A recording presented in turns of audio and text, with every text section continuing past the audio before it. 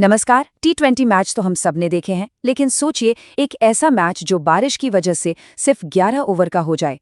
ऐसे में क्या उम्मीद करेंगे? एक ठीक ठाक स्कोर। पर क्या हो अगर एक टीम इतने ही ओवरों में 150 रन ठोक दे? जी हाँ, आज हम बात करेंगे राजस्थान रॉयल्स और मुंबई इंडियंस के बीच हुए उसी तूफानी मुकाबले की जिसने क्रिकेट के सारे समीकरण ही बदलकर रख दिए। तो सबसे बड़ा सवाल तो यही उठता है कि आखिर 66 गेंदों में 150 रन बने कैसे, ये हुआ कैसे? चलिए इस अविश्वसनीय पारी की कहानी को एक एक करके समझते हैं।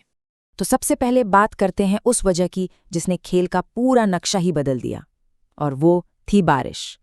गुवाहाटी का मैदान तैयार था, टीमें भी तैयार थीं, लेकिन लगता है मौसम के इरादे कुछ और ही थे।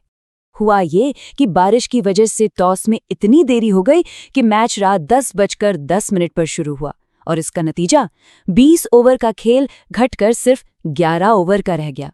अब ये कोई मैराथन नहीं था, बल्कि ये एक 100 मीटर की दौड़ थी जिसमें हर एक गेंद कीमती थी। और इस छोटी सी रेस में टॉस हारकर पहले बैटिंग करते हुए राजस्थान रॉयल्स ने बोर्ड पर टांग दिए पूरी 150 रन। सोचिए, सिर्फ 11 ओवर में। मुंबई इंडियंस के सामने अब एक पहाड़ जैसा लक्ष्य था।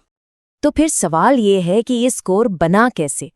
सेक्शन 2 में हम राजस्थान की उसी तूफानी बल्लेबाजी पर नजर डालेंगे, और इस तूफान के हीरो थे दो खिलाड़ी जिन्होंने मुंबई के गेंदबाजों की लाइन लेंथ ही बिगाड़ दी। इस पारी की नींव रखी यशस्वी जायसवाल और वैभव सूर्यवंशी ने। जरा इस स्लाइड पर गौर कीजिए। इन दोनों ने मिलकर सिर्फ 5 ओवरों में 80 रन ठोक दिए। मतलब टीम के आधे से ज्यादा रन आधे से भी कम ओवरों में बन चुके थे। ये तो कमाल ही था। ये बार चार्ट तो कहानी को और भी साफ कर देता है। जायसवाल के 77 और सूर्यवंशी के 39 रनों के सामने बाकी बल्लेबाजों का योगदान कितना छोटा लग रहा है ना। ये वाकई एक 2 मैन शो था जिसने मुंबई को मैच से लगभग बाहर ही कर दिया था। और यशस्वी जायसवाल, वो तो जैसे अलग ही अंदाज में थे। सिर्फ 32 गेंदों पर 77 रन, और वो भी नॉट आउट। 10 चौके, 4 छक्के, और अपनी 17वीं 50 तो उन्होंने सिर्फ 23 गेंदों में ही पूरी कर ली। ये सिर्फ एक अच्छी पारी नहीं थी, ये एक मास्टर क्लास थी। अच्छा, अब सिक्के का दूसरा पहलू देखते हैं। 151 रनों के इस विशाल लक्ष्य का पीछा करते हुए मुंबई की टीम का आखिर क्या हाल हुआ? इस पारी को समझाने के लिए ना, ये लाइन एकदम सटीक बैठती है। ताश के पत्तों की तरह बिखरा मुंबई का बल्लेबाजी क्रम। दबाव इतना ज्यादा था कि मुंबई की इतनी मजबूत बल्लेबाजी टिक ही नहीं पाई।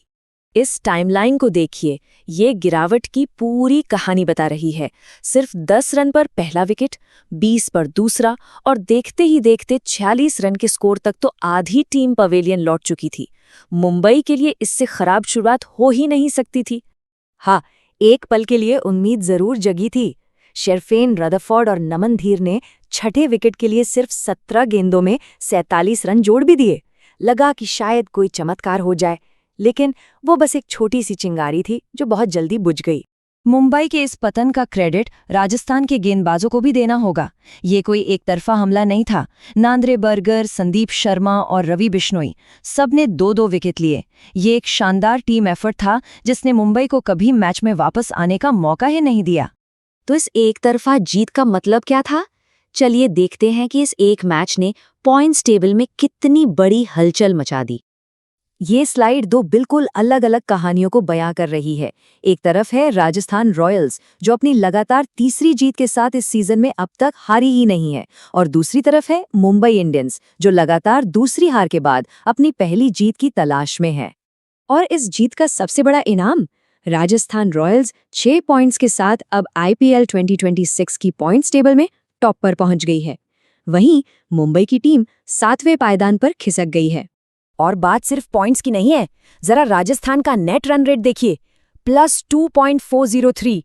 ये नंबर दिखाता है कि उन्होंने अपने मैच सिर्फ जीते नहीं हैं, बल्कि बहुत बड़े अंतर से जीते हैं, जो टूर्नामेंट में आगे चलकर बहुत मायने रखता है। और इसके ठीक उलट मुंबई का नेट रन रेट है -0.715। ये आंकड़ा उनके संघर्ष को बिना कुछ कहे ही साफ साफ बयां कर रहा है। तो इस पूरे विश्लेषण के बाद एक ही बड़ा सवाल बचता है, इतनी जबरदस्त और दमदार शुरुआत के बाद क्या ये वो साल है जब राजस्थान रॉयल्स आखिरकार फिर से चैंपियन का खिताब अपने नाम करेगी? इसका जवाब तो खैर वक्त ही देगा।